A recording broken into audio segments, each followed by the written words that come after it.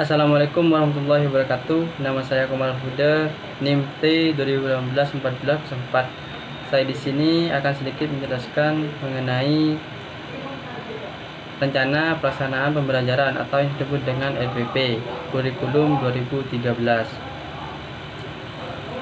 Di MTS Pajarkan Probolinggo, mata pelajaran Al-Quran Hadis, kelas 9 semester ganjil. Materi pokok meraih berkah dengan sikap jujur dan muamalah. Kemudian kompetensi inti KI 1 menghargai dan menghormati ajaran agamanya yang dianjurnya. Kemudian KI 2 menunjukkan perilaku jujur, disiplin, tanggung jawab, peduli atau toleransi, gotong royong, santun, percaya diri dalam berinteraksi secara efektif dengan lingkungan dan sosial alam dalam jangkauan pergaulan dan keberadaannya.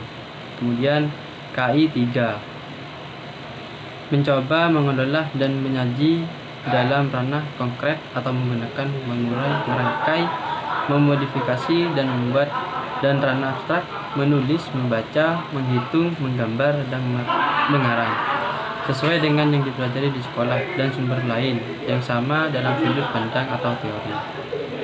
Kemudian kompetensi dasar dan indikator pencapaian kompetensi.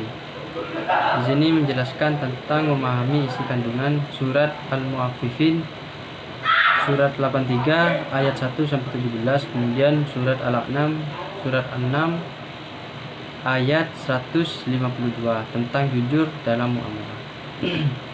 Kemudian ada tujuan pembelajaran. Yang pertama menjelaskan pengertian jujur, yang kedua menjelaskan pengertian muamalah, yang ketiga menjelaskan kandungan isi surat Al-Mu'affifin surat 83 ayat 1 sampai 7, kemudian surat Al-An'am surat 6 ayat 152. Kemudian yang keempat menerjemahkan isi kandungan surat Al-Mu'affifin dan surat Al-An'am. Kemudian yang kelima menyebut hikmah jujur dalam muamalah. Kemudian yang terakhir yang keenam menyebutkan hasil kajian ayat. Kemudian yang D, materi pembelajaran, pengertian jujur dan muamalah. Jujur adalah suatu sikap yang lurus hati, menyatakan yang sebenar-benarnya, tidak berbohong atau berkata hal-hal yang menyalahi apa yang terjadi atau fakta. Jujur tidak dapat diartikan tidak curang, melakukan sesuatu sesuai dengan aturan yang berlaku dan lain sebagainya. Kemudian yang kedua, ayat Al-Quran tentang jujur dan muamalah, surat Al-Mu'affifin surat 83 ayat 1 sampai 17, kemudian surat Al-An'am. Kemudian yang ketiga, hikmah dan sikap jujur dan muamalah ada 3. Yang pertama, mudah mendapatkan kepercayaan dari orang lain. Yang kedua, mempunyai kehidupan yang aman dan nyaman. Yang ketiga, hidup lebih percaya diri. Kemudian yang E, metode pembelajaran. Di sini metode pembelajaran menggunakan metode ceramah. Model pembelajaran ini adalah di mana seorang pendidik ataupun guru menyampaikan informasi yang pembelajaran kepada murid dilakukan dengan secara lisan. Kemudian metode pembelajaran komparatif atau model pembelajaran ini guru memberikan atau menerangkan materi. Setelah itu siswa diminta untuk berdiskusi dengan bentuk kelompok. Informasi didapatkan tidak hanya dari guru saja, melainkan juga dari bahan materi dan juga diskusi dengan teman. Kemudian yang F, media pembelajaran. Yang pertama itu ada buku pedoman atau LKS hadis yang berkaitan dengan jujur dan muamalah. Yang kedua, tayangan slide tentang jujur dan muamalah. Yang ketiga, tayangan video motivasi pentingnya jujur dan muamalah. Dan yang terakhir, yang keempat, kertas manila. Sumber belajar ini ada 3. Yang pertama buku LKS Al-Quran Hadis, yang kedua internet atau ilmu teknologi, yang ketiga lingkungan yang mendukung. Kemudian selanjutnya yang H, langkah-langkah kita pembelajaran. Di sini ada guru mengucapkan salam dan berdoa bersama. Guru memeriksa kehadiran siswa, mengabsen, serta posisi duduk disesuaikan dengan pembelajaran. Guru melakukan apresiasi terhadap materi yang telah sesuaikan dengan pembelajaran. Kemudian peserta didik mampu mengingat kembali dan menyambung dengan pelajaran yang akan diajarkan.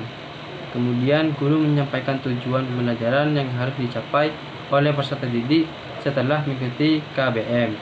Guru mempersiapkan media, alat peraga atau bantu, bisa berupa gambar dan yang lain. Kemudian yang terakhir, penilaian pembelajaran. Di sini ada penilaian sikap atau penilaian diri. Yang pertama itu, saya meyakini bahwa sikap jujur dan dalam bermuamalah tidak terlalu penting. Yang kedua, saya menyadari bahwa dengan sikap jujur akan menambah beban masalah. Yang ketiga, saya meyakini bahwa Allah sangat menyukai orang-orang yang bersifat jujur. Yang keempat, saya meyakini bahwa bersikap jujur pada orang lain akan berdampak positif bagi kehidupan sehari-hari. Kemudian yang terakhir, yang kelima, saya meyakini bahwa harus bersikap jujur kepada semua orang. Kemudian penilaian pengetahuan. Ada tes lisan dan ada tes tulis. Indikator yang pertama menjelaskan pengertian jujur dan muamalah. Kemudian indikator yang kedua menyebut ayat Al-Quran terkait dengan sikap jujur dalam muamalah. Kemudian yang ketiga menerjemahkan surat Al-Mu'affifin dengan surat Al-A'nam. Kemudian yang keempat menyebutkan hikmah dan sikap jujur dalam muamalah. Yang kelima, yang terakhir mencontohkan perilaku yang mencerminkan sikap jujur dalam muamalah. Yang ketiga, penilaian keterampilan. Mungkin cukup sekian yang dapat saya sampaikan. Kurang lebihnya mohon maaf. Wassalamualaikum warahmatullahi wabarakatuh.